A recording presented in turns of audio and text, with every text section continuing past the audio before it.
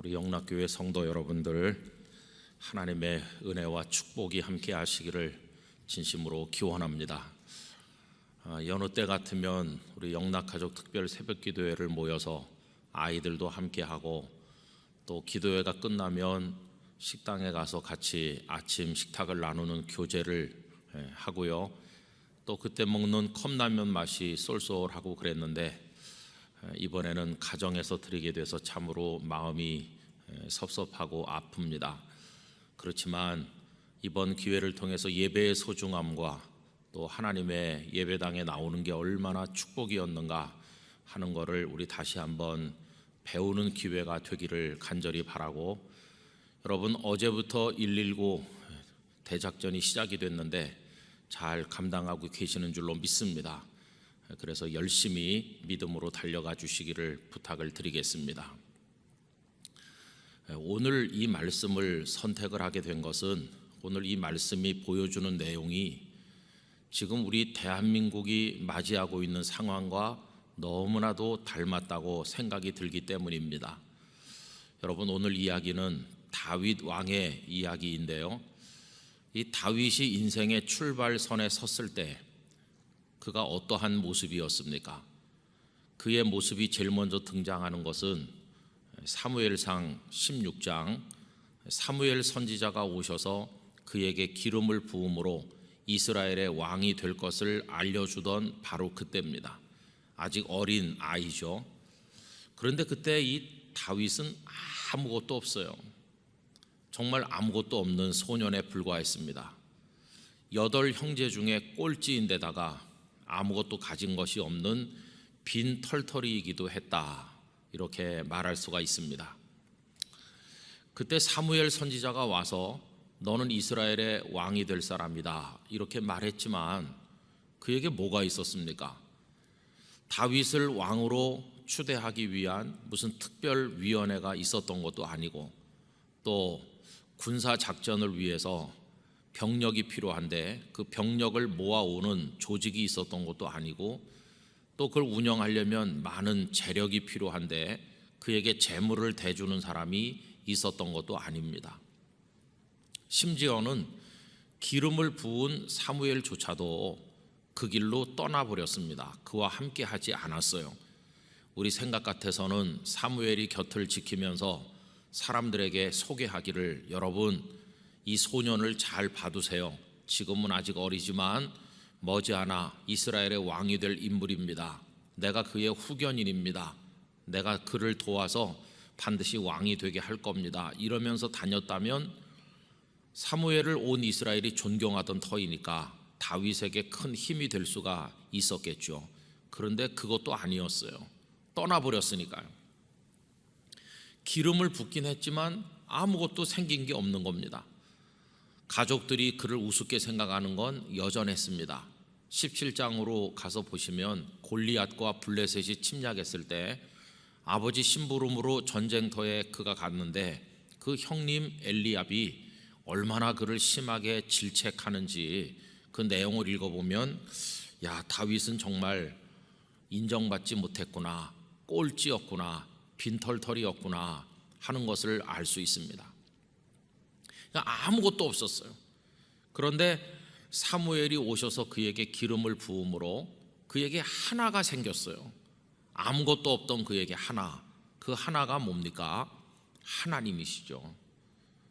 그래서 그 사무엘상 16장 읽어보면 그날부터 하나님의 신이, 여호와의 신 성령께서 그 위에 있었다고 돼 있어요. 아무것도 없지만 다윗에게는 하나님이 계셨습니다. 여러분, 하나님이 계시고 나자 그 다음부터 다윗은 모든 순간에 그 하나님께 엎드리게 됐어요.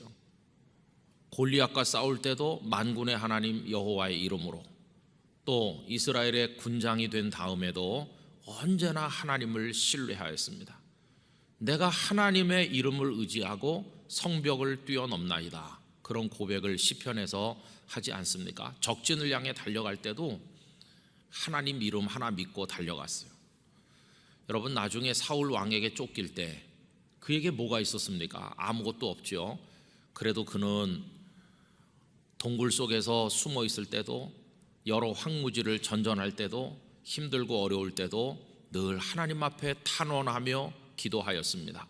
시편의 상당 부분이 바로 그러한 다윗이 하나님 의지하는 모습을 보여주고 있습니다. 그래서 다윗은 자신의 생애 전체를 통틀어서 아무것도 없이 출발했지만 하나님을 의지하고 하나님이 전부가 되시고 하나님은 그의 미천이셨어요. 하나님께서는 꿈도 주셨고 꿈을 이루어갈 의지와 용기도 주셨고 그리고 그에게 기회들도 주셨고 나중에 보니까 사람도 그에게 붙여주셨습니다. 한 사람 한 사람 그에게 돌아오는 이들이 많아져서 처음엔 한 400명, 나중엔 한 600명 그렇게 되더니 나중에 유다 지파가 다 다윗을 왕으로 추대했고 또 시간이 지난 다음에는 이스라엘 12지파 전체가 와서 당신이야말로 우리의 왕이 되셔야 될 분입니다. 이렇게 했어요. 그리고 얼마 후에는 주변 나라들이 그 앞에 무릎을 꿇게 되니까 0에서 시작된 그의 인생이 엄청난 것으로 채워진 걸 볼 수 있어요. 근데 그걸 가능하게 만드신 분은 한 분 하나님이셨습니다. 여러분, 이게 다윗의 인생이죠. 그래서 우리는 깨닫는 겁니다.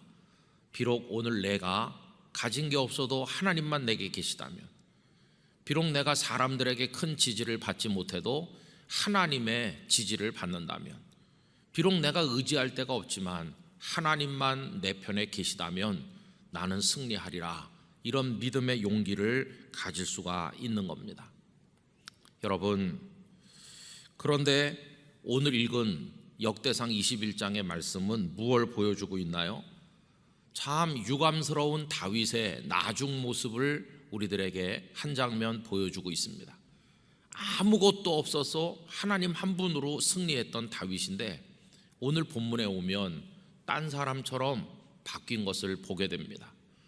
어느 날 그가 군대 장관인 요압을 불러서 전 이스라엘 영토에 다니면서 칼을 뺄 만한 인구, 다시 말하면 군사의 숫자가 몇 명이나 되는지 확인해 보도록 시키게 됩니다. 여러분, 오늘 말씀 1절과 2절을 보세요. 사탄이 일어나 이스라엘을 대적하고 다윗을 충동하여 이스라엘을 계수하게 하니라. 이제 인구 조사를 한 건데 사실은 병사의 숫자를 조사한 겁니다. 다윗이 요압과 백성의 지도자들에게 이르되 너희는 가서 브엘세바에서부터 단까지 이스라엘을 계수하고 돌아와 내게 보고하여 그 수요를 알게 하라 하니, 이게 사탄이 충동하는 건데 다윗의 마음이 그 충동에 넘어가는 거예요. 여러분, 사탄의 충동은 도대체 뭡니까? 야, 너 다윗 정말 대단해. 이 근동 지방에서 너만큼 강한 왕이 어디 있느냐? 아마 네가 조사를 안 해봐서 그렇지 네 명령 한마디에 적진으로 뛰어들 병사가 엄청날걸. 한번 조사해봐. 너 대단한 힘을 가졌다는 걸 확인할 수 있을 거야. 이렇게 마음을 흔든 겁니다. 자기 나라가 강한 줄은 알지만 그게 숫자로 표시되기를 원했던 이 다윗은 요압과 지도자들에게 인구 조사를 이제 명령을 하게 되었습니다. 여러분, 이게 뭡니까? 내 아래에 많은 병사가 있어. 나 이제는 강한 왕이 되었어. 내 말 한마디에 동원할 군대 숫자가 엄청나게 많아. 나 이제 강한 사람이야. 이거 아닙니까? 처음에 인생의 출발선에 섰을 때는 아무것도 없었어요. 하나님 한 분만 있었어요. 그런데 지금은 그의 마음속에 하나님은 안 계시고 하나님께서 주신 그 나라, 그 병사, 그 재물, 자기가 가진 힘, 그것만 남아있는 거예요. 여러분, 한마디로 말하면 아무것도 없어서 하나님밖에는 의지할 수 없었던 그가 이제는 의지할 게 많아졌다, 그런 얘기입니다. 하나님, 좀 죄송하지만 뭐 하나님 당장 도와주지 않아도 내 밑에 병사가 얼마나 많은지 아세요? 우리나라가 얼마나 부강한지 아세요? 이제 이런 식으로 다윗이 나가게 되는 거죠. 여러분, 그 결과는 참혹합니다. 오늘 우리가 8절까지만 읽었는데요, 그 아래를 쭉 읽어 내려가 보면 그 일로 인하여 하나님의 진노가 임해요. 그 진노가 14절에 다음과 같이 기록되어 있습니다. 이에 여호와께서 이스라엘 백성에게 전염병을 내리시매.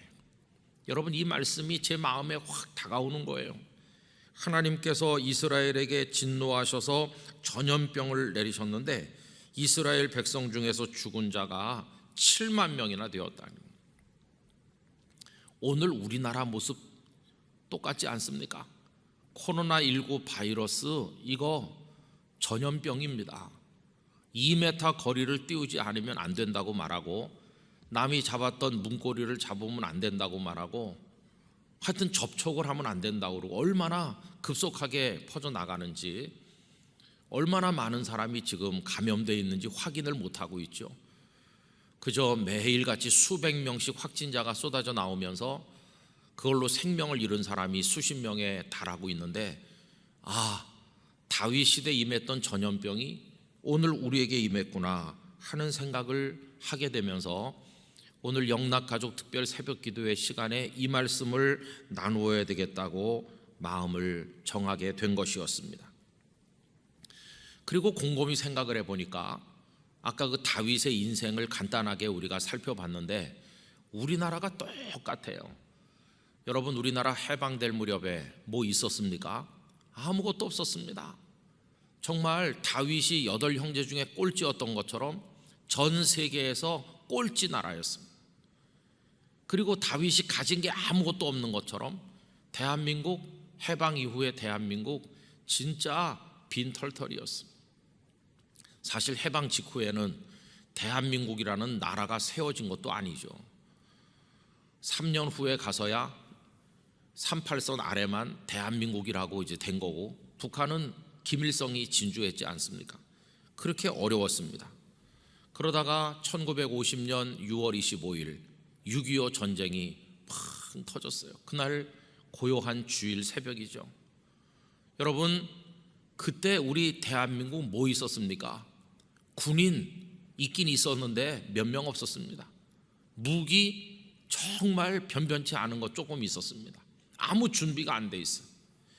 그러나 여러분들이 아시는 것처럼 북한군은 소련을 등에 업고 많은 무기들을 준비했어요. 제가 어떤 자료에 보니까요, 7개 보병사단, 1개 기갑사단, 여러 특수 독립연대들, 총 병력 11만 1천 명, 1610문의 각종 대포, 280여 대의 전차 및 자주포. 북한군은 대충 봐도 이런 것들 다 준비했어요. 가진 게 많은 거죠. 그러나 대한민국 국군은 가진 게 없었습니다. 여러분, 그 전후에 그 전쟁이 발발한 이후의 상황은 잘 아시는 대로 쑥대밭이 되고 속수무책으로 남쪽으로 피난 가기에 바빴습니다. 나중에 보니 전투 병력이 죽은 게 유엔군과 한국군이 18만 명이 목숨을 잃었고 일반 국민은 99만여 명이 부상을 당하거나 생명을 잃었습니다.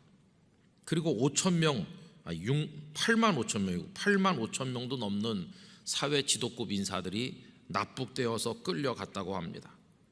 그리고 1200만 북한 동포 가운데 300만 이상이 월남을 해서 여기서 결혼을 하고 또 자녀를 낳아 한때는 1천만 월남인이 있다고 그렇게 말했죠. 북한에 기반을 둔 사람들이 많이 있었어요.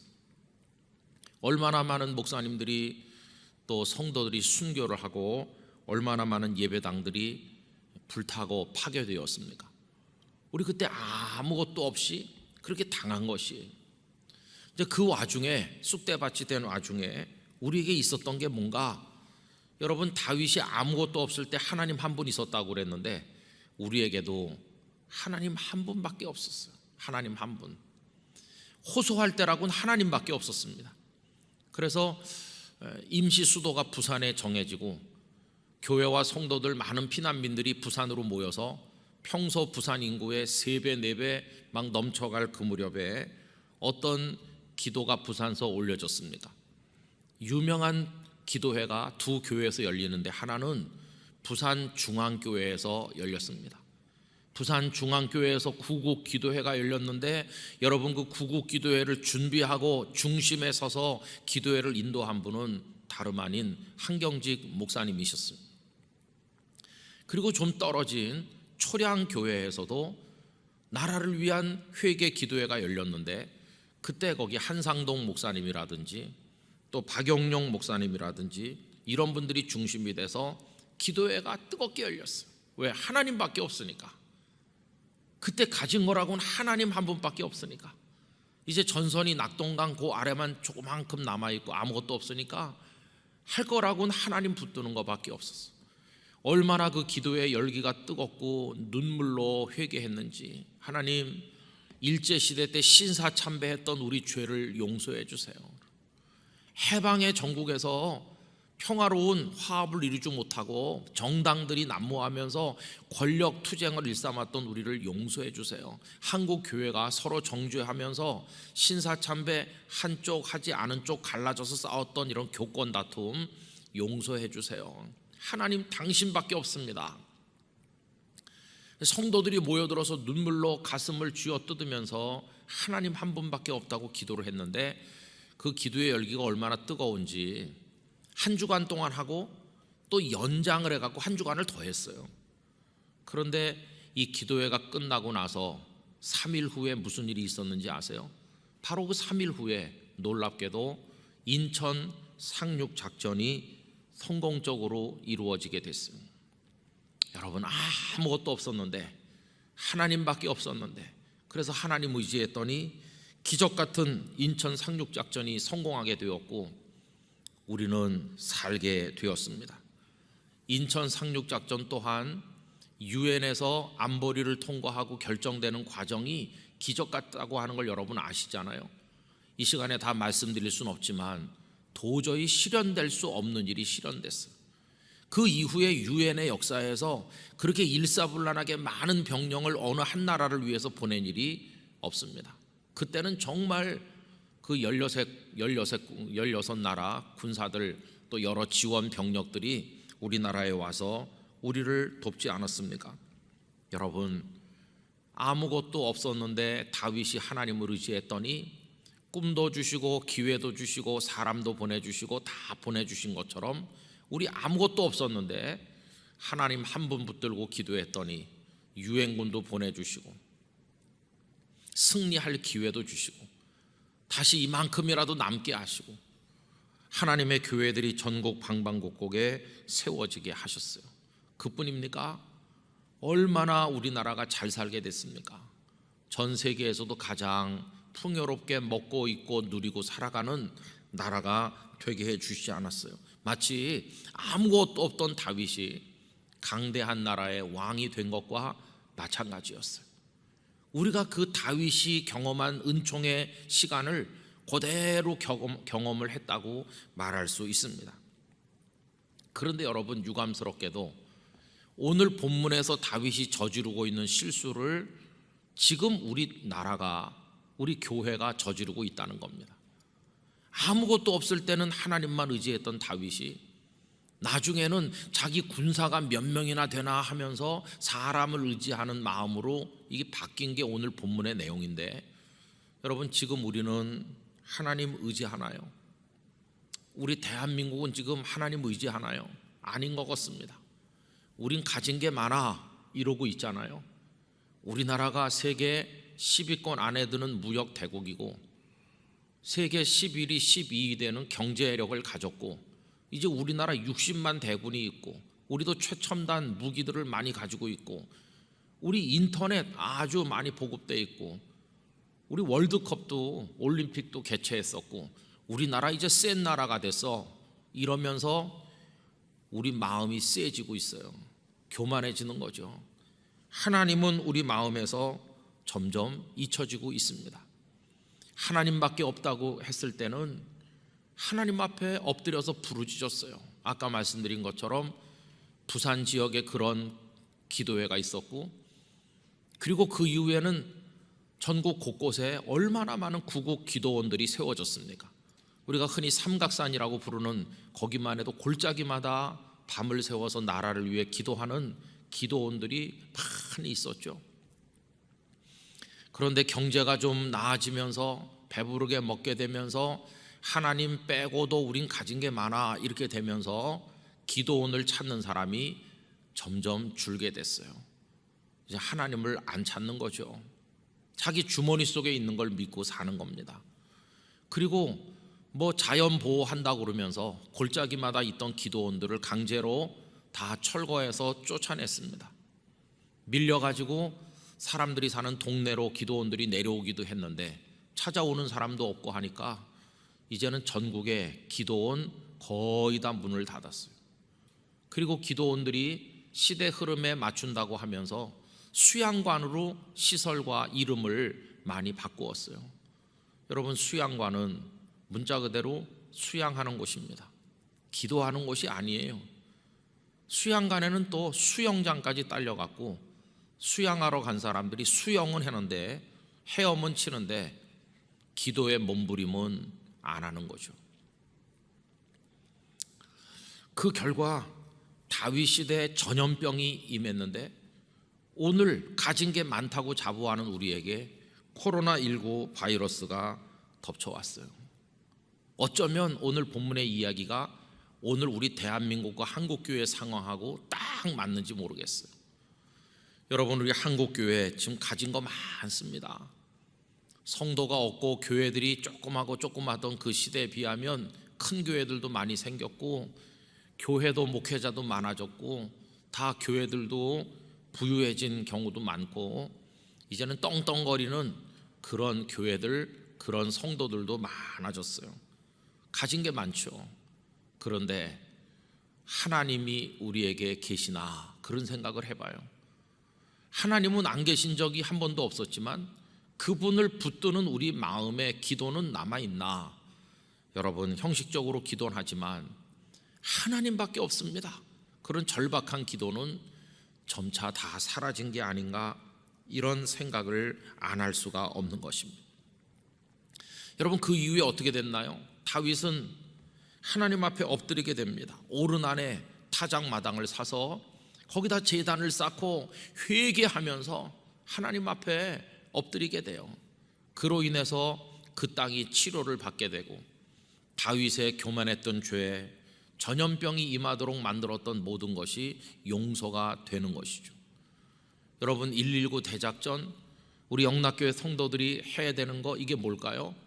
오르난의 타작마당에 제단을 쌓았던 다윗이 한 일을 오늘 우리가 한국교회와 대한민국을 위해 하는 거라고 생각합니다. 다시 우리 마음속에 잡동사니 같이 들어와 있는 걸 다 밀어내고 나 하나님 한 분밖에 없어, 이 믿음을 회복해야 됩니다. 여러분, 돈 있으면 그 돈이 우리를 구원하나요? 돈이 아무리 많아도 하나님이 행복을 주지 않으면 없는 겁니다. 잘 아시는 이야기, 좋은 침대를 돈으로 살 수 있지만 잠을 자는 건 아니죠, 그죠?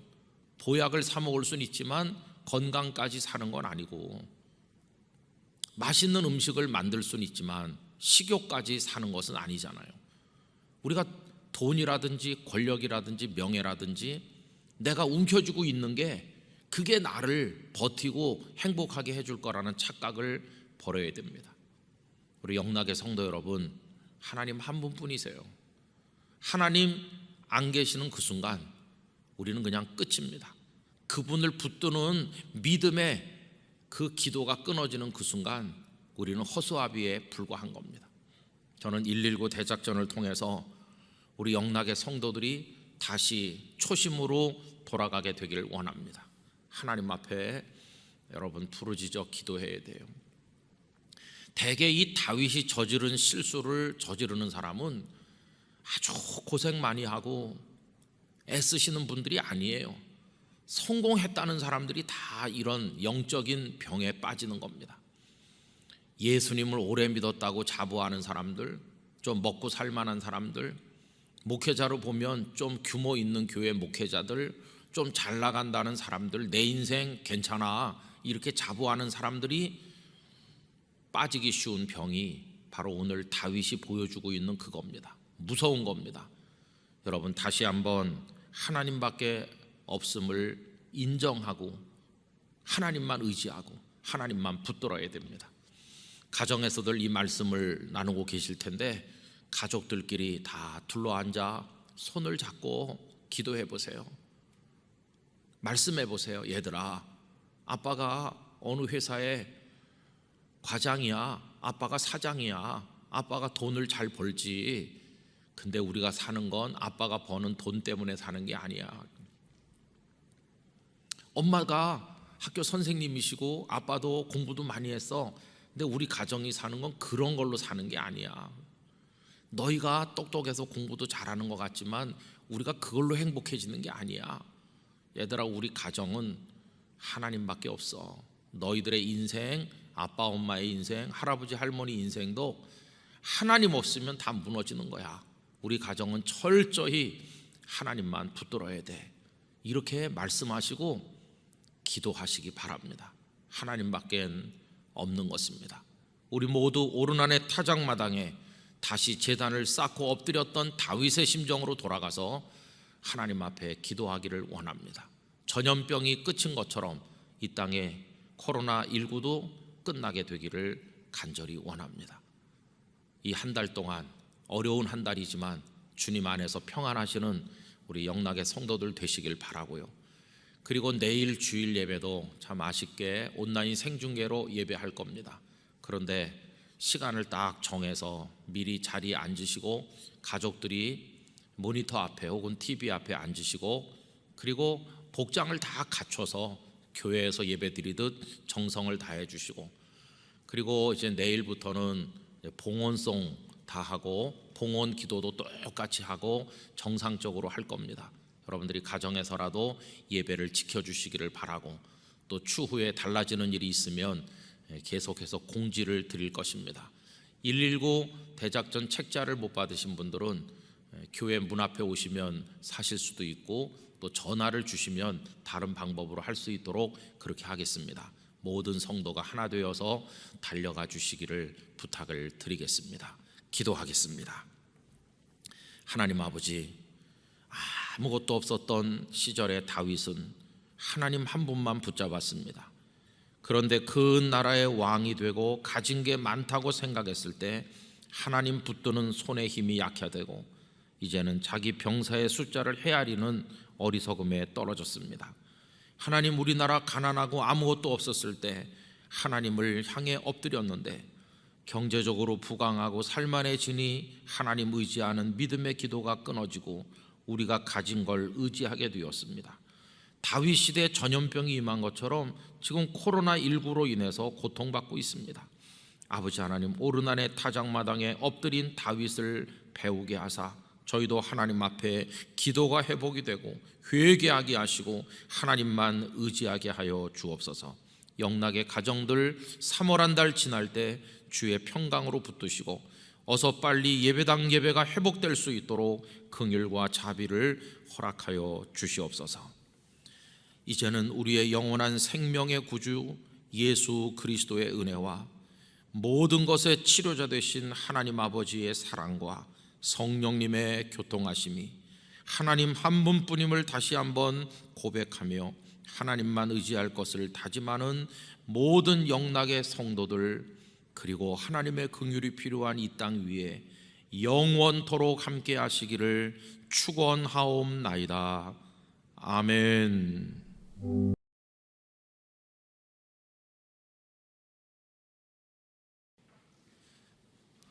잘들 주무시고 오셨습니까? 네, 고맙습니다. 2021년도가 엄중한 코로나 상황 속에서 시작이 되었는데 하나님께서는 우리들을 지난 넉 달 동안에도 눈동자와 같이 보호해 주셨습니다. 우리 교회도 지켜주시고 우리 개개인의 인생과 또 우리 가정도 하나님께서 붙드셨습니다. 우리나라도 여러 가지 어렵고 힘든 상황들이 많이 있었지만은 또 오늘까지 하나님께서 우리를 안보해 주셨습니다. 목사님 기도하신 것처럼 이제 가정의 달 5월 첫날을 맞이했는데 이 한 달 동안에도 하나님의 손이 우리와 함께 하실 것을 믿습니다. 특별히 가정을 소중히 여기는 사랑의 마음을 다시 한번 새롭게 하는 의미 있는 한 달이 되기를 바라고, 가정이 해체되는 오늘의 시대지만 영락교회 성도들의 가정은 예수님을 모신 천국이 되셔서 예수님의 평강과 기쁨 가운데 살아가시기를 바랍니다. 모든 것이 완벽한 가정은 없을 것입니다. 경제적으로 어려운가 하면 가족 중에 누군가는 좌절을 경험하기도 하고 아프기도 하고, 또 갈 바를 몰라서 헤매는 가족들이 있기도 하고, 또 혹은 가족 간의 충돌과 갈등이 심해서 가정이 참 힘든 분들도 많을 것입니다. 그럼 그 반대 여건에 있는 분들은 행복하나 생각을 해보면 또 그분들은 그분들 나름대로 고충이 있고 아픔이 다 있을 것입니다. 영원한 가정인 천국에 이르기까지는 이 땅에 사는 동안의 어려움은 누구에게나 상존하여 있는 것입니다. 그렇지만 이기게 하시고 고난 속에서 은혜를 깨닫게 하시는 우리 가정의 주인 되시는 하나님으로 인해서 우리들이 그 모든 것을 이겨내며 그 틈새에서 흐르고 있는 하나님의 생수들을 찾아내는 기쁨으로 살아가게 되기를 간절히 바랍니다. 그래서 가정이 부족함이 많기 때문에 불행한 것이 아니라, 부족함에도 불구하고 가족 간의 믿음의 사랑으로 격려하고 축복하여 기도하는 가운데 행복하게 우리의 한 세상을 가정이라는 울타리 안에서 잘 살아가게 되기를 간절히 원합니다. 또 우리 개개인 자신의 가정만을 위해서 마음을 쓸 것이 아니라 우리 주변에 어려운 가정들이 많이 있질 않습니까? 다른 가정들을 위해서도 기도해 주시고, 또 우리가 할 수 있는 마음을 보태서 그래서 모두가 살 수 있는 우리 사회를 건설하는 일에 영락교회 성도들이 힘을 써주시기를 부탁을 드리겠습니다. 오늘도 이 특별 새벽 기도회를 위해서 비가 부슬부슬 오는데 안내하시고 수고해 주신 많은 분들께 감사를 드리고, 또 무명으로 간식을 제공해 주시는 가정에도 하나님의 은총이 함께 하시기를 간절히 기원합니다. 모리스 마테오 링크라고 하는 벨기에의 극작가가 있습니다. 이분은 파랑새라고 하는 작품으로 널리 알려진 분입니다. 그런데 그분이 인생을 이렇게 말했습니다. 우리 인생은 책을 쓰는 것과 같다. 모든 사람은 책 한 권씩을 집필하고 세상을 떠난다. 우리는 하루에 한 페이지씩 써내려가고 있는 중이다. 이런 식의 이야기를 했습니다. 이 땅에서 오래 사시는 분들은 그 책의 두께가 굉장하겠죠. 페이지 수가 아주 많겠죠. 비교적 단명하는 사람은 그 책이 그렇게 두껍지는 않을 것입니다. 그러나 어쨌든 자기 이야기 하나씩은 써놓고 간다. 그분은 그런 식으로 말씀을 하셨습니다. 우리 성도 여러분, 내가 쓰고 있는 나의 인생의 이야기들은 좀 어느 정도 완성도를 갖추고 있는 것일까요? 그 완성도라고 하는 것은 두 가지 차원에서 이야기를 할 수 있을 것 같습니다. 저도 매주일 설교 원고를 작성을 하는데, 그래서 아무리 늦어도 토요일 날 낮이 되면 보내드려야 됩니다. 여러 곳에서 잘못된 부분은 없는지, 성경 인용이 틀리진 않았는지, 또 뭐 여러 가지로 또 활용을 해야 되니까 그렇게 제가 보내드립니다. 그러면서 설교의 완성도라는 것을 많이 생각하게 됩니다. 우선 설교가 완성됐냐 이렇게 질문한다면, 제가 늘 하는 설교의 양이 있으니까 그 양을 한 30분 하려고 그러면 A4 용지로 어느 정도 분량이어야 되는지, 거기까지 원고 작성이 끝났는지, 그거를 따라서 완성됐다의 여부를 말할 수 있을 것입니다. 저희 집에 그거에 관해서 아주 굉장한 관심을 가진 분이 한 분 계시거든요. 그래가지고 토요일 아침 되면 됐냐고 자꾸 물어봐요.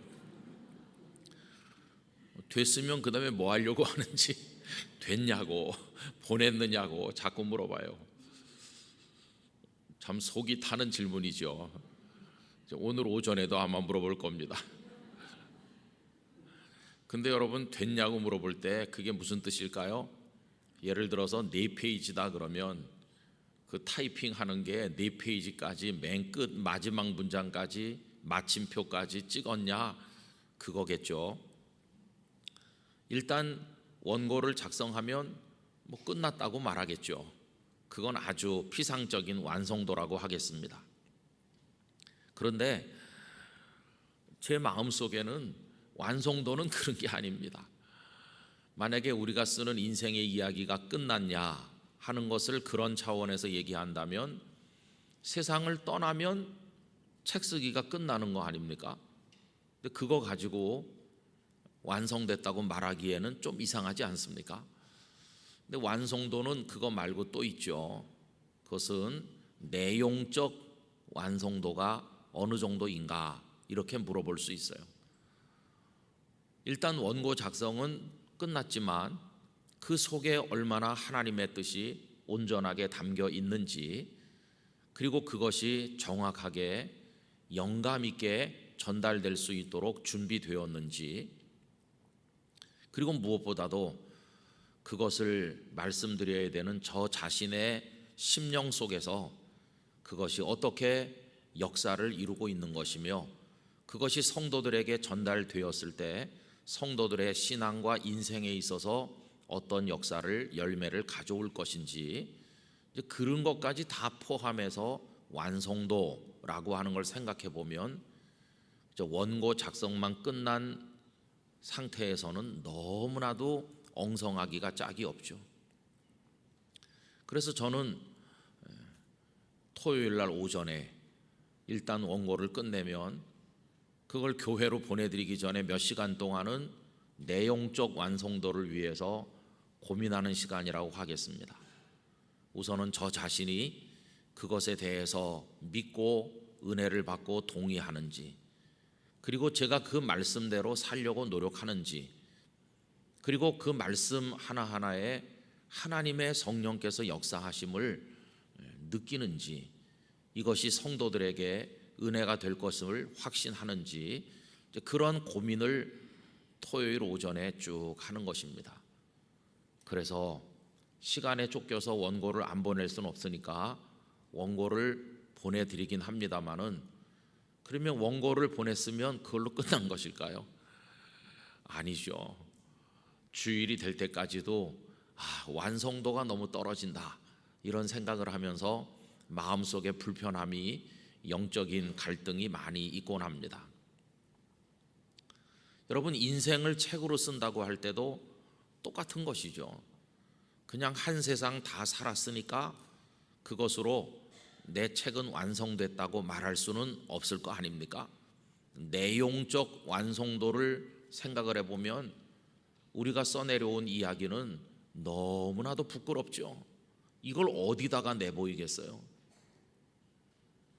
뭐 어렸을 때야 철이 없으니까 어려서 싸운 거, 거짓말한 거, 남을 미워한 거, 뭐 어렸을 때 감 나가는 거 가지고 싶어서 친구 장난감부터 시작해서 슬쩍슬쩍 훔쳐본 사람도 있을 것이고, 뭐 그건 어려서 몰라서 그랬다, 이렇게 둘러댄다 치더라도 철이 들었는데도, 아니 철이 든 정도가 아니라 하나님을 믿고 예수님의 십자가 보혈로 죄 씻음 받은 걸 뻔히 알고 구원받은 하나님의 사람답게 살아야 된다는 걸 알면서도 그것뿐만이 아니라 목사가 되고 장로님, 집사님, 안수 집사님, 권사님 다 되셔서 하나님의 영광을 위해 산다고 하는 그 이후에조차도 우리들이 저질러 온 부끄러운 이야기들이 얼마나 많이 있습니까?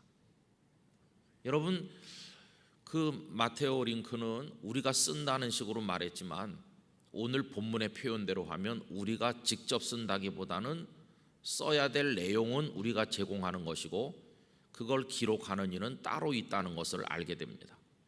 오늘 본문은 이스라엘의 가장 위대한 왕으로 일컬어지는 다윗의 인생에 대한 마지막 총평가라고 할 수 있는데, 오늘 본문에 기록된다는 이야기가 얼마나 많이 있습니까? 여러분, 오늘 말씀을 거기 29절과 30절 말씀을 보십시오. 다윗 왕의 행적은 처음부터 끝까지 선견자 사무엘의 글과 선지자 나단의 글과 선견자 갓의 글에 다 기록되고, 이렇게 기록해야 될 내용을 제공한 사람은 다윗인데 그것을 다른 사람이 다 기록했어요. 선지자들의 이름 다 나오고 있죠. 사무엘, 나단, 갓, 이런 분들이 다 기록했다. 처음부터 끝까지 기록했다. 여러분, 중간중간 건너뛰면서 좋은 이야기만 골라서 남에게 보여도 부끄럽지 않도록 기록한 것이 아니라 처음부터 끝까지 다 기록했다. 저는 오늘 이 말씀을 준비하면서 몹시 이 규절이 불편했습니다. 어떠세요? 다 기록됐다고 하면 약간 소름이 돋지 않으세요? 다 기록됐다는 거예요. 처음부터 마지막까지. 그런데 그것이 선지자들의 글에만 기록된 것이겠습니까? 하나님의 마음에 처음부터 마지막까지 다 기록된 것이죠. 우리들의 모든 이야기가, 우리들의 말 한마디부터 행동 하나하나가 처음부터 마지막까지 다 기록된다. 이거를 부끄러워서 어디다 내보일 수가 있겠는가 하는 것입니다. 그뿐이 아니죠. 30절에 보면 또 그의 왕된 일과, 다윗이 사울의 뒤를 이어서 이스라엘의 두 번째 왕이 되었는데 만약에 사울을 제거하고 그 자리를 찬탈한 것이라면 얼마나 더 부끄러웠겠습니까? 근데 그가 어떤 과정을 통해서 왕이 되었는지 이런 게 다 기록이 되었고, 그의 권세, 그와 이스라엘과 온 세상 모든 나라와 지난 날의 역사, 이게 다 기록되어 있다는 것입니다. 이 두 절의 말씀을 읽노라면은 참 세상을 사는 게 두렵다 하는 생각을 할 수밖에 없습니다. 오늘 하루를, 2021년 5월 1일 하루를 산다는 것은 그 기록할 내용을 내가 제공하는 것인데, 눈을 뜬 새벽부터 잠자리에 들 때까지 내가 의식이 있어서 말하고 행동하는 모든 것이 다 기록된다고 생각하면 꼼짝도 할 수 없을 것 같죠? 아무 말도 해서는 안 될 것 같은 생각이 들지 않습니까? 사람들이 많이 모여서 이야기할 때 보통 그렇게 말하죠. 가만히 있으면 보통은 간다 그러죠. 입 열고 말하면 어떤 얘기는 제법 들을 만한 얘기인 것 같지만 어떤 이야기는 차라리 안 했으면 좋았을 걸, 후회되는 말도 있게 마련이니까 차라리 가만히 있는 게 낫겠어 하듯이, 이 두 절 말씀을 읽고 나면 두려워서 살기가 어렵다는 생각을 하게 된다는 것입니다. 그럼 여러분, 다윗의 인생에 대한 평가는 어떤 것일까요? 오늘 말씀해 보면 이렇게 기록하고 있습니다. 26절부터 보십시오. 이새의 아들 다윗이 온 이스라엘의 왕이 되어 이스라엘을 다스린 기간은 40년이라 헤브론에서 7년간 다스렸고 예루살렘에서 33년을 다스렸다고 되어 있죠. 제가 퀴즈를 하나 내겠습니다. 그가 왕 노릇한 기간이 40년인데 그는 몇 년을 살았을까요? 이 세상에서 몇 년이라고 하셨습니까? 그렇죠. 여기 70세 넘으신 분들도 계시죠. 다윗보다도 오래 사시는 거예요. 다윗은 대단한 인물인데 그 인생의 길이가 딱 70년이었어요. 그래놓고 보면 우리 교회에서 직분자들이 은퇴하는 연세를 70으로 정한 것도 좀 의미가 있다는 생각이 들기도 합니다. 근데 70년 중에서 40년을 왕의 자리에 있었죠. 헤브론에서 7년, 예루살렘에서 33년 그랬는데 사무엘 하 그쪽에 가보면은 조금 더 정확하게 헤브론에서 7년 6개월, 그 나머지 기간은 이제 여부스 사람들의 산성을 빼앗아서 다윗성이라 이름하면서 그게 예루살렘이 된 것이죠. 이제 거기서 왕 노릇을 했습니다. 이랬던 그의 인생에 대한 평가가 어떤가? 여러분 거기 28절 말씀을 보십시오. 다 같이 읽어보겠습니다. 그가 나이 많아 늙도록 부하고 존귀를 누리다가 죽음에 그의 아들 솔로몬이 대신하여 왕이 되니라. 이렇게 그의 인생을 총평하고 있습니다. 두 가지 차원에서 말씀하고 있어요. 하나는 늙도록 부하였다. 나이가 많을 때까지 부유했다는 이 말은 단지 돈이 많았다는 뜻으로 해석돼서는 안 될 것이고, 이 부하다는 말은 모든 게 부족함이 없었다, 그런 뜻이겠죠. 요즘에 우리 하는 말로 하면 잘 살았다, 이렇게 말할 수 있을 것입니다. 두 번째는 존귀를 누렸다. 이거는 왕이니까 높은 자리에 있었기 때문에 사람들이 우러러보았다는 뜻이겠지만은 또 그렇게만 이해할 것이 아니라 하나님 앞에서 귀한 사람으로 인정되었다고 우리가 보아야만 할 것입니다. 그럼 여러분, 잘 살았고 그리고 하나님 앞에서 존귀했다고 하는 이런 식의 평가가 과연 옳은 것인가 하는 것입니다. 우리는 다윗의 인생에 숨겨진 이야기들을 이 성경을 통해서 다 낱낱이 알고 있습니다. 그가 잘 살았나? 여러분 한번 우리 성도님들에게 설문조사를 해서 기회가 된다면 다윗의 인생을 살고 싶으세요? 라고 묻는다면 거기 지원하실 분이 몇 분이나 계시겠어요? 모르긴 몰라도 영락교회 성도들 중에는 다윗의 인생을 살아보겠노라고 자원할 분은 단 한 분도 없을 거라고 생각합니다. 왜 그러냐 하면 그는 어려서부터 막내로 형님들에게 무시당했습니다. 무시당하는 거 좋아하는 사람이 누가 있겠습니까? 거기다가 또 골리앗을 이기는 승리가 있었지만은 매 전쟁터, 여러분 전쟁터가 앉아서 말하면 낭만적이지만 팔다리가 떨어져 나가고 사람들이 죽어 널브러지고 얼마나 참혹한 현장이 전쟁터입니까? 그 전쟁터에서 그의 잔뼈가 굵었다고 해도 과언이 아니죠.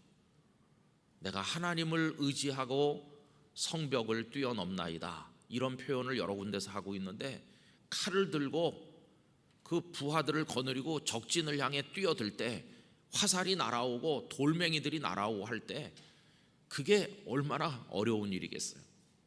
그런 삶을 오랫동안 살았어요. 거기다가 나중에는 사울 왕의 칼을 피해서 오랫동안을 편안히 두 다리 쭉 뻗고 잠을 자지 못했어요. 계속해서 노숙하고 야영하고 도망다니고 먹을 게 떨어지고 위기를 만나고 그렇게 살았습니다. 늘 칼날이 목젖을 노리는 그런 상황 속에서 그는 견뎌야만 했습니다. 그러다가 망명하고 나중에 이스라엘의 왕이 되었지만 그 과정도 순탄하지 않아서 처음에는 헤브론에서 유다 지파만의 왕으로 한 7년 정도를 지내고, 그리고 그 이후에 이스라엘 12지파 전체의 왕이 되긴 했으나 나중에는 아들 압살롬에게도 쫓겨서 야반 도주하는 신세가 되고, 얼마나 참혹했습니까? 또 그가 존귀했나 이렇게 물어보면 얼마나 부끄러운 일도 많았나요? 보통 사람들은 평생을 살아도 한 번도 하지도 않는 일을 그는 많이 저질렀는데, 밧세바를 끌어들여서 간음하는 거, 여러분 이 간음한다고 하는 게 보통 사람이 누구나 다 당연히 하는 것입니까? 그런 범죄가 우리 사회에 만연해 있긴 하지만은 그래도 대부분의 사람들은 바르게 살아보려고 노력하는 게 일반적이죠. 근데 간음만 하고 끝난 게 아니라 그 우리아를 적의 칼에 맞아 죽도록 하는 살인을 저질렀으니 이런 악을 보통 사람들은 잘 안 하는 것이죠. 그런데 그런 악을 저지르고도 뻔뻔하게 아무 일도 없었다는 듯이 밧세바를 끌어들여서 아내로 삼았는데, 처음부터 마지막까지 다 기록하시는 하나님의 눈길 앞에서 피해갈 수가 없질 않았습니까? 다 기록된 것이. 그런 인생을 살았던 다윗, 그리고 나중에 또 교만해져서 도대체 내 말 한마디에 동원될 수 있는 우리나라 병사들이 몇 명이나 되나 인구 조사를 시켜서 하나님의 책망을 받기도 했던 다윗입니다. 이렇게 70년, 요즘 기준으로 보면 장수했다고 말하기도 어려운 그런 인생을 살은 다윗인데, 그 뚜껑을 열고 속을 들여다보면 너무나 힘들었고 마음 아팠고 부끄러웠고 숨기고 싶은 이야기들이 가득 채워져 있어요.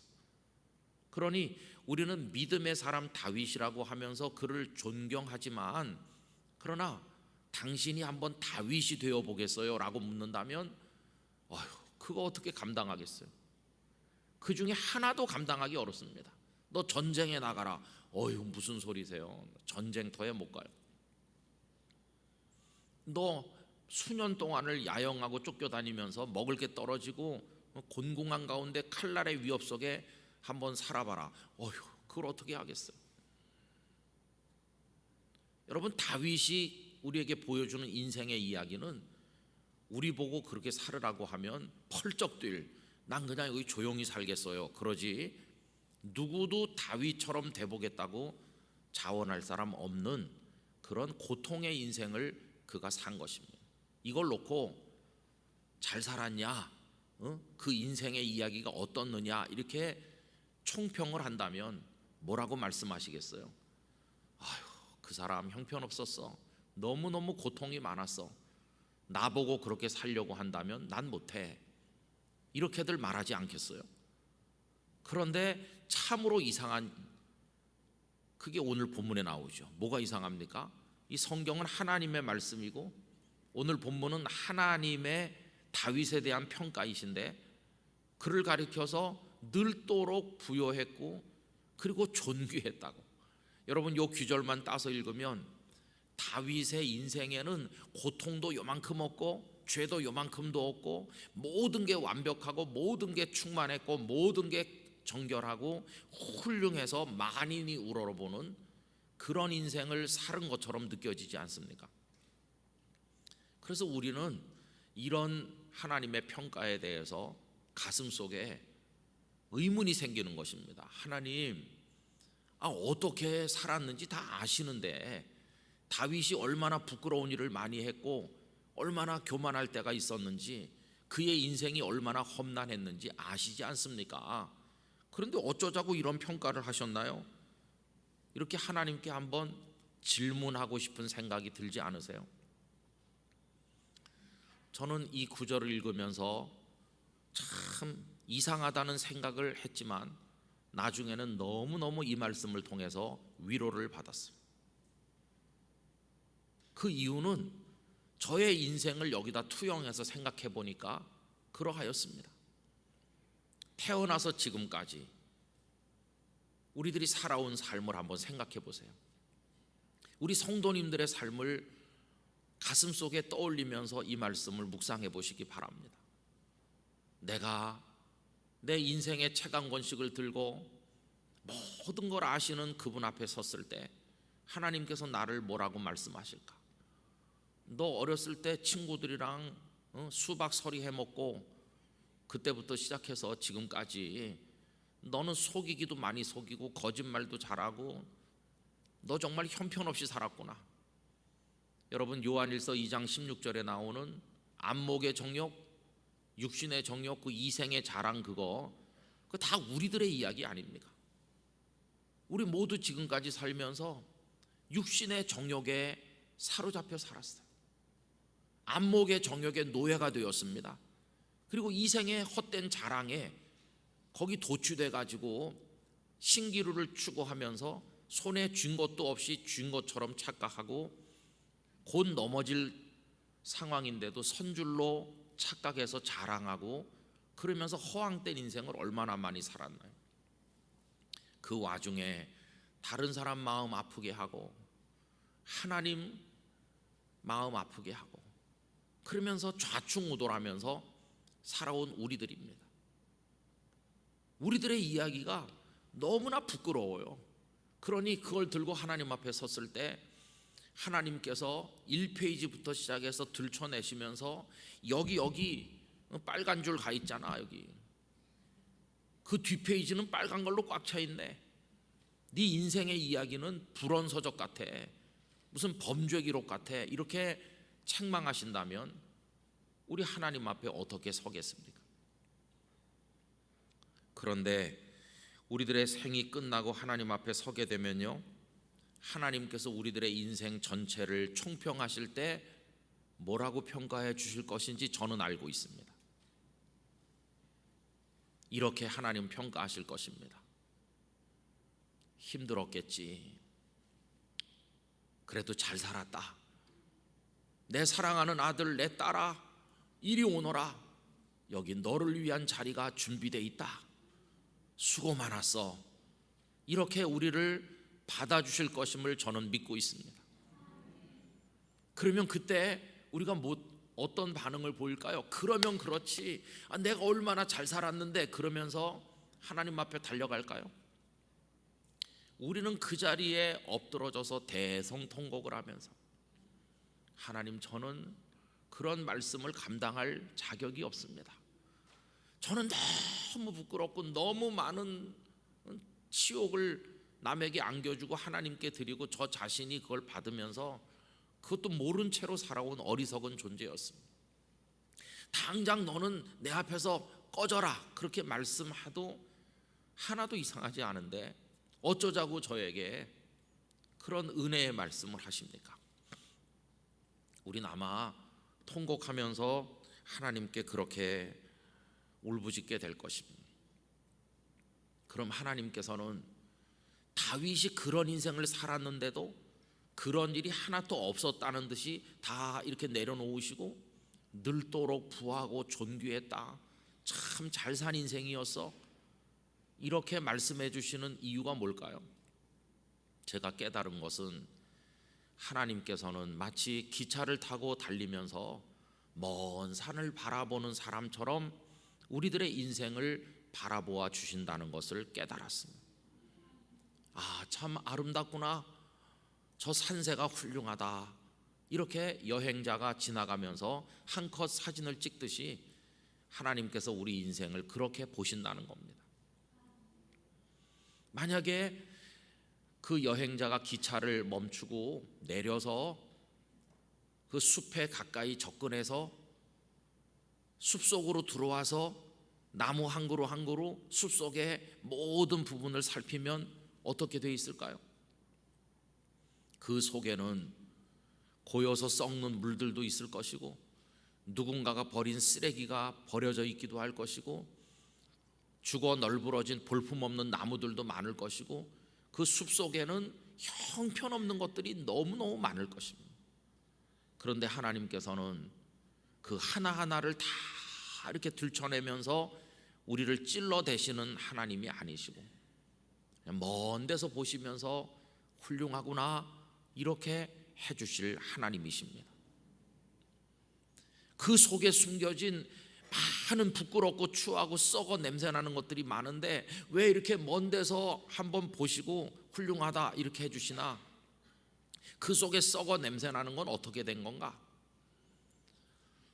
우리 예수님께서 다 감당해 주신 것입니다. 그것이 복음입니다. 다 감당해 주셨어요. 그리고 먼 데서 크게 보시고 됐어 이렇게 해주시는 거예요. 다윗의 인생에 있었던 모든 부끄럽고 마음 아픈 일을 다 하나씩 들춰내서 따지신다면 다윗은 하나님 앞에 설 수 없었을 것이고 우리도 마찬가지였겠지만 하나님께서는 큰 틀에서 보시고 됐다고 수고했다고 말씀해 주신다는 것입니다. 여러분, 그런 예는 성경에 얼마든지 많이 있습니다. 우리 대표적으로 아브라함을 생각해 봅시다. 저는 영락교회 성도님들께서 그렇게 살기를 원하시는데요, 아브라함은 175세를 사셨잖아요. 그러면 그가 태어나서 175세가 될 때까지 요만큼의 흠도 티도 없이 완벽한 인생을 사셨나요? 아닙니다. 아브라함도 부끄러운 일이 많아요. 아내를 누이라고 둘러대는 남편으로서 하기 힘든 그런 말도 하기도 하고 또 가정을 평온하게 인도하지 못해서 그래서 갈등을 빚기도 했죠. 그런가 하면 하나님을 끝까지 신뢰하지 못하고 마음이 약해진 나머지 아내의 제안을 받아서 하갈을 통해 이스마엘을 낳는 일을 했고, 그로 인해서 이삭이 태어나기 전에 벌써 이스마엘이 태어나 있음으로써 나중에 이삭이 났을 때 그의 가정 안에 많은 아픔이 되질 않았습니까? 여러모로 봐도 아브라함이 완벽하기 때문에 하나님의 인정을 받은 건 아니었습니다. 그런데 성경은 왜 그를 믿음의 조상이라고 일컫고 있을까요? 그것은 먼 데서 보니까, 먼 데서 바라보니까, 큰 틀에서 보니까 훌륭하다, 그런 뜻입니다. 여러분, 큰 틀이라는 건 뭘까요? 두 가지로 이야기할 수 있어요. 첫째는 그 방향성을 이야기하는 것입니다. 많은 흠도 잘못도 있지만 그 가는 방향이 옳은 것이에요. 하나님께서 그에게 한 가지 방향을 보여주셨죠. 내가 네게 지시할 땅으로 가라. 하나님의 손가락이 나타나서 그가 가야 될 방향을 가리켰고, 하나님께서 가리켜 주시는 방향으로 그는 출발했습니다. 마치 뭐와 같으냐 하면 달리기 경주를 하는데 마치 마라톤처럼 먼 거리를 달리고 걷고 하는 것인데, 목적지가 정해져 있고 그 목적지까지 가는 것과 같아요. 목적지가 동쪽인데 서쪽으로 간다면 그건 잘못된 거죠. 그러나 목적지로 출발하긴 했어요. 근데 쭉 달려서 곧바로 꼴이 난 건 아니고, 가다가 중간에 새기도 하고, 가다가 쉬기도 하고, 넘어지기도 하고, 가다가 싸우기도 하고, 가다가 뭐 많은 문제가 있었어요. 그 하나하나가 다 죄죠. 그러나 먼 데서 보니까 하나님께서 정하신 그쪽으로 가고는 있지 않습니까? 가면서 실수도 하고 넘어지기도 하고 싸우기도 하고 못된 짓도 하지만 그래도 가고는 있잖아요. 가고는 있기 때문에 잘하고 있다, 이렇게 해주시는 거예요. 그 하나하나를 다 들춰내지 않으시고. 우리 성도 여러분, 하나님께서 정해주신 그 방향으로 가시기를 바랍니다. 거기가 하나님의 나라라고 말할 수도 있고, 성도의 삶이라고 얘기할 수도 있고, 하나님의 영광을 위한 그 무엇이라고도 얘기할 수 있는데, 하여튼 그쪽으로 가고 있는 한 가다가 잘못도 하고 뭐 싸우기도 하고, 가다가 죄도 짓고, 가다가 넘어지기도 하고, 옆길로 잠깐 빠지기도 하고, 그러더라도 그 목적지로 가고만 있다면 하나님께서는 우리를 인정해 주실 것입니다. 그 방향성, 이게 중요한 것이죠. 이곳에 우리 영락교회 예배당이 세워져 있는데, 예배당을 향해 집에서 출발해서 오시는 그 마음의 방향이 하나님을 향한 방향인 줄로 믿습니다. 다윗도 그렇고 아브라함도 그렇고 잘못한 거 많지만 그 기본 방향이 하나님을 향하고 있기 때문에 하나님께서는 훌륭하다고 말씀해 주시는 겁니다. 다윗은 범죄하고도 나단 선지자가 와서 책망하며 하나님의 진노를 이야기했을 때 하나님의 반대 방향으로 튀쳐나간 것이 아니라 여전히 그의 마음은 죄를 지은 상태에서도 하나님을 향하고 있었기 때문에 하나님 앞에 엎드러져서 회개한 것을 볼 수 있습니다. 하나님의 손에 맡겼어요. 하나님의 어떤 진노를 내리시더라도 내가 그 진노를 받겠습니다. 인구 조사를 하고 난 다음에도 하나님의 손에 채찍을 맡겠습니다. 하나님을 향함, 이게 그의 방향이었고, 그 방향 때문에 무수한 부끄러운 일에도 불구하고 하나님께서 그를 인정해 주신 것을 볼 수 있습니다. 두 번째로는 방향과 함께 중요한 것은 믿음이라 말할 수 있습니다. 여러분, 우리들은 많은 부끄러운 일을 하지만 우리 삶의 밑바닥 저변에 하나님 없이는 살 수 없다는 믿음을 가진다면 그 믿음 하나로 하나님께서는 우리들을 귀하게 여겨주실 것이라 생각합니다. 아브라함도 숱한 잘못들을 저지르고 연약한 모습을 보이면서도 늘 하나님을 향하여 자신을 맡기고 자녀를 맡기고 하나님의 손에 미래를 맡기는 그 믿음 일변도의 삶을 놓지 않았습니다. 그래서 우리가 갈등하고 실수하고 죄를 짓고 부끄러운 일을 무수하게 하면서도 우리들은 다시 예배당에 오고 다시 하나님을 향해 돌아오고 여기서 울면서 또 회개하고 또 기도하고 하나님께 우리를 맡기며 살아가게 되는 것입니다.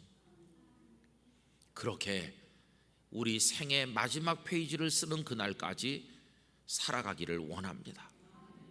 그러면 부끄럽지만 하나님께서는 받아주실 것입니다. 오늘 말씀의 제목 그대로 부끄럽지만 담대하게 하나님의 보좌 앞으로 나가게 될 것입니다. 이렇게 수치스러운 사람들이 어떻게 하나님의 보좌 앞에 나올 수 있나?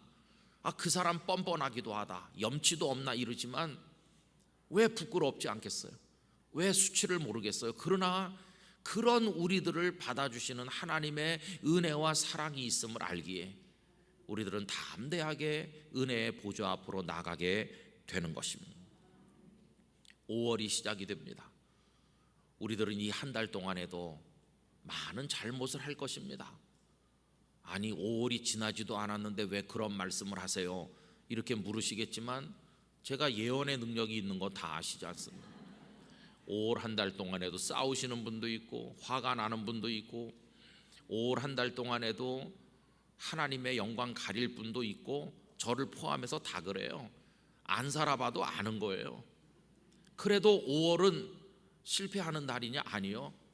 그 방향이 하나님을 향하고 있다면 끊임없이 예배하고 기도하고 우리의 모든 잘못을 하나님께 맡기고 책망을 들어도 하나님께 책망을 받고 하나님 없이는 못 사는 줄로 알고 하나님 붙들면 많은 잘못에도 불구하고 우리들의 5월은 축복의 달로 남게 될 줄로 믿습니다. 탕자가 살게 된 단 하나의 이유는 방향을 제대로 잡고 아버지의 사랑을 믿고 돌아왔다는 것입니다. 그는 잘못한 게 너무 많잖아요.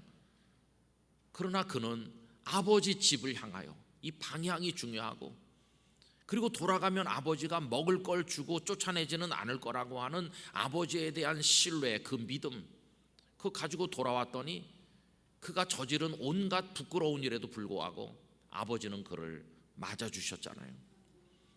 여러분, 우리의 위로와 소망은 그거 하나뿐입니다. 저는 오늘 새벽에 일어나서 이 말씀을 다시 한번 이렇게 읽으면서 목사가 돼서 수십 년인데 그럼 그동안 목회를 완벽하게 했나? 전혀 그렇지 않죠. 네가 수십 년 동안 했던 설교 그게 완성도가 어느 정도 있냐? 형편없죠. 어떤 때는 그걸 설교라고 했나? 지금도 마찬가지입니다만은 너무나 부끄럽구나. 그러면 성도들에 대해서 너의 마음은 늘 온전했느냐? 바울 사도가 디모데에게 성도들을 대하는 여러 마음에 대해서 가르쳤는데 너는 그런 마음으로 했느냐? 그렇지 못하죠.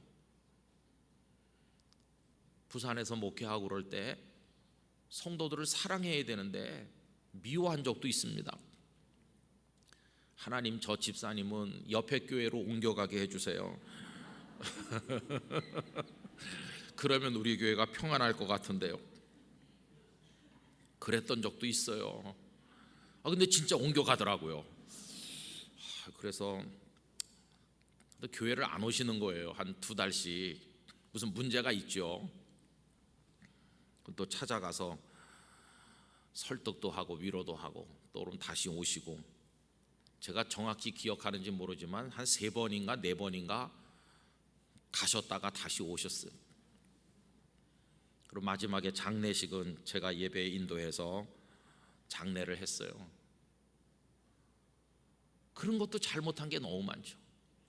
그럼 너는 그 성도들이 드린 헌금을 가지고 교회 무슨 여러 가지 사역에 썼는데 다 하나님 뜻에 맞게 그 집행했느냐? 재정이 제대로 효과적으로 쓰여지도록 네가 지도했느냐? 그런 것도 아닌 것도 많죠. 낭비도 많았을 거고. 너는 늘 겸손했냐? 말로는 겸손하지만 속으로는 안 그렇죠. 겉으로는 아유 저 같은 사람이 뭘 하겠습니까? 그렇지만 이분이 사람 볼 줄 아는구나. 이렇게 우리 다 그래요, 다. 그러면서 그럼 이걸 갖다가 나중에 하나님 앞에 부끄러워서 어떻게 내놓지? 눈물 나는 얘기죠. 부끄러워서 어떡하지? 그러나 하나님께서 위로해 주시는 거예요. 괜찮아. 너 부끄럽지만 썩고 냄새나는 것도 많았지만 네가 하나님의 나라를 향하여 복음을 위해서 네가 교회를 사랑하는 마음으로 그 큰 틀에서 달리면 가다 쓰러지고 실패하고 곁길로 가고 잘못해도 괜찮아. 괜찮다. 끝까지 꾸준히 가라. 이렇게 격려해 주시는 하나님의 음성을 이 말씀 속에서 듣게 되는 것이요. 여러분, 우리 완벽할 수는 없지만 이 믿음의 길을 끝까지 갑시다. 주님을 향해 끝까지 가시기를 바랍니다. 여러분들의 심령이나 가정에 많은 문제들이 있고 때로는 주저앉고 싶고 때로는 그냥 다 끝내버리고 싶고 너무너무 힘들어가지고 이렇게 믿을 바에는 안 믿는 게 낫겠고 뭐 여러 좌절이 많으실 거예요. 그래도 여러분, 아버지 집을 향해 가셔야 되는 것입니다. 탕자가 가다가 관두가 무슨 체면에 아버지를 찾아가겠어? 그냥 굶어 죽더라도 가지 말자. 이렇게 하면 그게 무너지는 것이죠. 부끄럽지만 담대하게 하나님을 향해 나가시기를 바랍니다. 끝까지 버티고 살아냅시다, 여러분. 그렇게 하면 하나님께서 마지막에 됐어, 훌륭해, 너의 부끄러운 얘기는 십자가 보혈로 다 씻었다, 잘 왔어, 이러면서 우리를 영접해 주실 것입니다. 그날이 올 때까지 잘 달려가시기를 축복합니다. 이 5월 한 달은 그렇게 갈 긴 세월 중에 한 달입니다. 이 한 달도 그런 일념을 가지시고 꾸준히 예배하시고 기도하면서 우리 성도님들의 인생의 걸음에 중단 없이 믿음으로 달려가시기를 간절히 축원합니다. 기도하겠습니다. 아버지 하나님, 살아온 곳 되돌아보면 너무나도 부끄럽습니다. 그러나 하나님의 자비와 긍휼과 용서와 사랑과 은혜를 기억하며 담대하게 아버지 집을 향해 나가겠습니다. 5월 한 달도 그러한 삶이 이어지는 한 달이 되도록 저희에게 힘을 주시고 은혜를 베풀어 주옵소서. 이제는 주 예수 그리스도의 은혜와 하나님 아버지의 사랑과 성령님의 교통하심이 모든 영락교회 성도들의 심령, 인생길, 가정, 사업, 일터의 모든 일, 우리 교회 공동체 중에 영원토록 함께 하시기를 축원하옵나이다. 아멘.